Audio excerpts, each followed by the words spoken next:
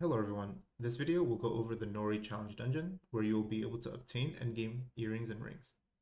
Before jumping into the dungeon, you want to make sure that your party has someone who will clump and crowd control the mobs and a bard who will apply buffs and debuffs. Usually the healer is the one that takes over the role of the bard. However, if the healer is struggling to heal as well as apply buffs and debuffs, then it is perfectly okay to have another person uh, take the role of the bard.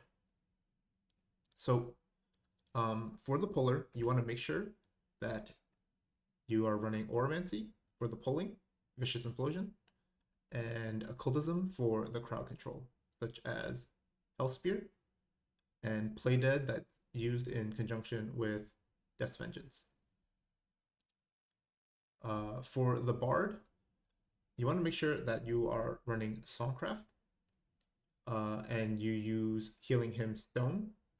You unlock this with Ancestrals as well as Startling Strain Wave. So Startling Strain Wave is a single target charm, whereas Healing Hymn is a multi-target charm where you throw the Healing Hymn onto the first target and then it bounces to everything around it. So once the enemies are charmed, you want to make sure that you are playing your Bulwark Ballad. As you can see at the bottom of the text, it says the combo decrease physical and magical defense by 50% on charm targets. You want to make sure that this debuff is always up on the enemies.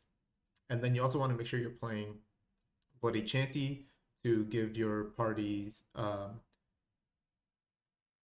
attack damage as well as attack speed. And then before the start of each round, you can maybe flex in a Battle Hymn, which gives your entire team attack speed as well as movement speed for 30 seconds. Okay, moving on. I previously recorded a Noryette run with my guild, and for the purposes of this video, I asked them to wear gear that is lower or equivalent to the free gear from the support pack. I'll be showing you our full run with our group comms included, as well as providing commentary on things that I believe are important. So without further ado, let me head over to the video. I left the comms in. I'll actually turn on the volume so that you guys can hear, but here it is. So you'll be able to see the gear score of all of our players, right? 4K, 5K, 4K, 3K, and myself 5.2K, right? And you'll see my gear, it's all the T2 Divine. I bought some illustrious accessories from the general merchant, and there was a cape that I got from the honor shop for 20K honor.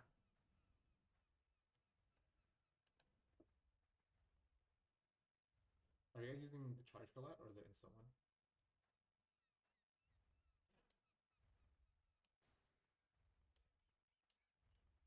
There are other skills that I'm using, but the main thing that you need to do is make sure that you're using Vicious Implosion, as well as some CC to follow up to make sure that the mobs stay in place. I'm running DPS under. You can run. I mean, it's up to you. I think you can just run DPS. If we need base under, we're pretty much gonna wipe anyway. I think. So you see here that I have Priz track targeted. He's one of the DPS that will end up doing a lot of damage. So I want to make sure that I am pulling when his damage is about to go off. So you see his bar charge up here, right? And right before it fully charges, I pull the mob together and then I stun lock them.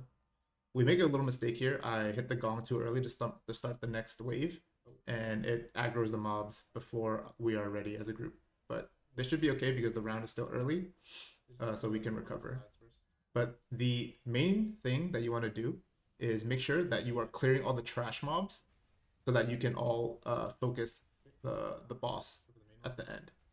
The best thing is obviously to clump all the mobs together and then AoE everything down, all the trash mobs, and also do a big chunk of the boss's damage, boss's HP and damage before starting the single target burn. I'm gonna absorb life, which you can't heal. Oh, one thing that's also important that I forgot to mention is the skill Absorb Life.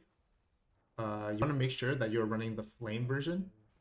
And what it does is it prevents or it reduces the healing of the boss by 90% when you have it attached for 9 seconds.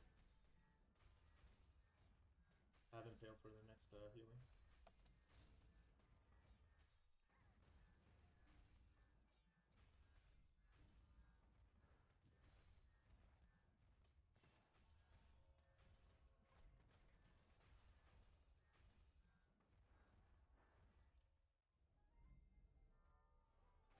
Let me get some mana real quick.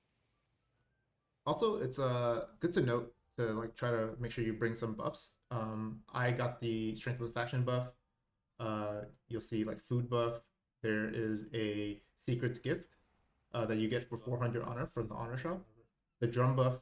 Anyone that has a drum can play it, and then everyone that's dancing pumped up will get the drum buff. And then there's a goblet of honor. So these are the buffs that I had. I was actually missing um, like the statue buff and like certain other buffs. So I'm not fully buffed here, but it's good to like have as many buffs as you can get before entering this, especially if your whole group is like very low gear, like in support pack. So you'll see, obviously you see all these like little debuffs and buffs that I have like on the HP bar of the mob. That's because I have a add-on called the debuff tracker. You'll be able to find it in the Discord for ArcheRage in the add-ons like thread. But even if you don't have that, you'll be able to see the debuffs and buffs on the enemy's HP bar at the top over here. I'll miss them the next shock attack. Okay. So right here we don't have the charm active at the moment. But the boss dies anyway, so it should be fine. Alright, nice. I should have brought food. But yeah, you'll see, I'm gonna fast forward a little bit. We get to, okay, so this I think is a very, very good a very good example of a perfect pull into a boss kill. So you'll see, you see this, our healer, who is also taking the role of the bard, cast Battle Hymn, which is a 30-second buff to give us attack speed and movement speed. And then you'll see that I pull after I notice Priz's collateral damage, fully charging all the way towards the end. And then we end up killing every trash mob, as well as doing a lot of damage to the main boss. And then we keep the main boss debuffed with Absorb Life, with Mirror's Light from Vitalism, Stalker's Mark from Shadow Play. There's like some debuffs from Gunner, and then also like Mist Sunder. So Sunder Earth, the Mist version, will cause the boss to take 15% more damage. So having debuffs and making sure that the buff is like properly debuffed will increase your chances of clearing the wave, especially since everyone's like very, very low gear score, right? At the very beginning, at the beginning gear.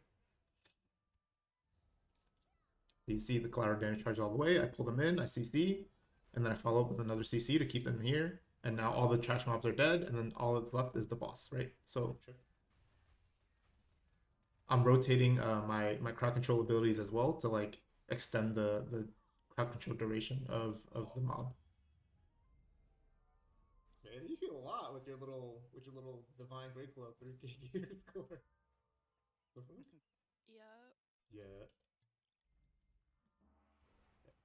This is wave what? Wave 20? 8 seconds. Yeah, I'll do.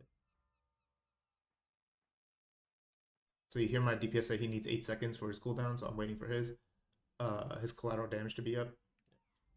He's charging, I pull, CC. Sometimes the boss will, like, mobs will just spread out on their own. Like, that will happen, but don't panic. You just make sure you kill the trash mobs one by one before working on the boss, because some of the trash mobs will heal.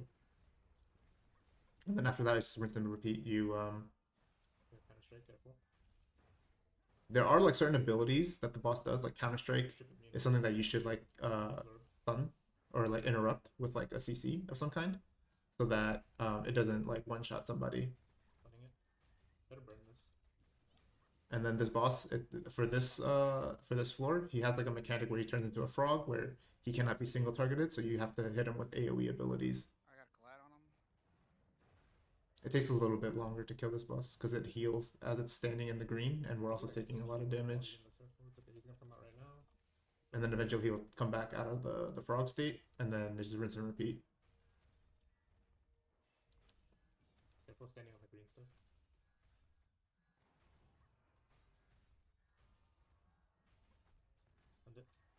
AoE this if you can. Yeah. Get him! Yes! Fuck that thing. Alright, not bad, not bad.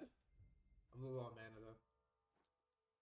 So yeah, a good thing to do is to like a good thing to prepare, I guess what you should say, is bring like food to like restore mana, right? Like buying some like tea from the cooking merchant or something like will help. So you're not just sitting on low mana just chugging potions like me.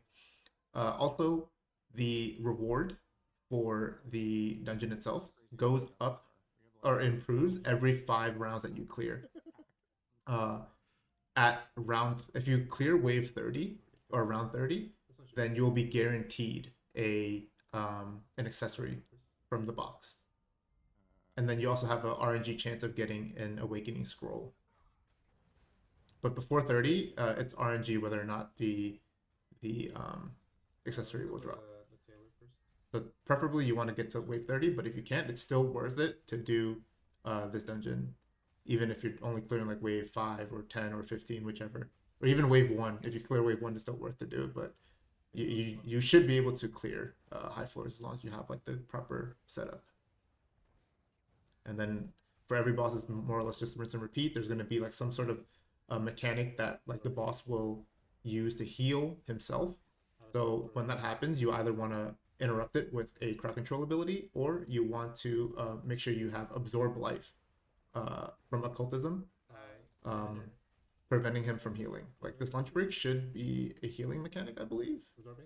So I just absorb, and we just burn him. We end up losing our healer, so we just have to like make sure we kill him ASAP, or else we wipe. Nice. So that's wave 25 complete. Alright, green man next. Most of the bosses are very, very similar to each other. The difficulty increases once you hit wave 35, and that's when you need like a lot more damage. And I don't think we don't do this. We don't do wave 35 on this because we're 100% way too low gear to do it. But we end up clearing wave 30 for the guaranteed accessory reward. It's good though. There's like it shows that with support pack you can get like almost a guaranteed accessory. Okay, let's fast forward a little bit so that we get our mana. Okay, so this boss has like some mechanics that are going to be similar as other bosses, namely the counter strike mechanic is something that you need to be careful of. But every wave you want to just do it the exact same way. You clump up all the mobs in the middle with implosion, CC them, and then everyone dumps their damage to hopefully clear all the shit mobs, or all the, sorry, excuse my language. You want to clear all the trash mobs, and then you can focus on the boss. There's no way we can do third time? Yeah. Whenever you're ready. Okay, casting.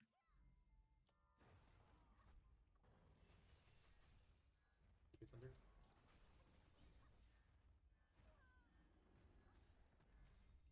Stun him out of the counter. Okay, I'm gonna wait for a second. So for this boss, hit him while he's doing that. For this boss, when he's doing the Storm's Flute, it's more or less just free DPS, so your range DPS can just hit him while he's doing the Storm Flute, and it gives your like healer like time to like it gives your healer time to get some mana back, and as well as like heal people that are low. The one thing you don't want to do is like make sure you're like you don't want to be sitting inside the swirling like wind, because it does a lot of damage. And then obviously this counter strike mode, when he enters his counter strike, you want to like interrupt it with a CC so that he doesn't kill somebody when he counterattacks. So Storm's Flute, you want to get out of this as a melee, just let your ranged damage hit him for free damage, and then you go back in once it's over, and rinse and repeat. Counter strike. He gets interrupted. I can fund this. I'm gonna collapse this. Absorbing. Nice, good job. Instead. Nice, good shit. All right, that's it. Wave 30. Thanks, guys. And then your reward comes in your mailbox once you leave the dungeon using the little door on the top right. This little button over here, top right. You exit, and then whatever wave you clear, or whatever wave you have cleared, once you exit, is the reward box that you will get. And I believe that's it. If you have any questions, feel free to ask. But this dungeon was done with like literally a group full of like 4K, 5K gear score. So if you have like a support pack, it's very, very easily done. Highly recommend using crit damage over defense pen in your gear, and that should have been gone over in one of my previous guides on what you should be looking for in terms of stats. Thank you so much, and good luck. See you around. Bye bye.